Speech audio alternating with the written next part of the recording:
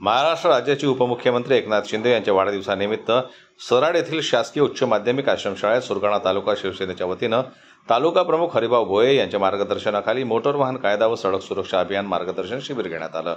या शिबिरास प्रसंगी बोरगाव येथील चेकपोस्ट येथील आरटीओ इन्स्पेक्टर सचिन पाटील यांनी वाहतुकीचे नियम व होणारे अपघात टाळण्यासाठी सखोल मार्गदर्शन केलं। तसंच हरिभाऊ भोये यांनी नशा करून गाडी चालवणे, स्टंटबाजी करणे, अतिवेगात गाडी चालवत असताना मोबाईलवर बोलणे, अर्थातच मृत्यूला आमंत्रण देणे असं यावेळी सांगितलं।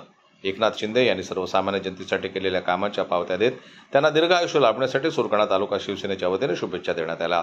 यावेळी व्यासपीठावर पद्माकर ठाकरे, चिंतामण गायकवाड, वाळू पिठे, चंद्रकांत भोये, बाळू जाधव, महिला आघाडीच्या विशांती गायकवाड, लहानीबाई धुळे विद्यार्थी उपस्थित होते। कार्यक्रमाचे सूत्रसंचालन आभार विकास राठोड यांनी मानले। जन्मत न्यूज करता बोरगाव प्रतिनिधी लक्ष्मण बागुल यांची रिपोर्ट।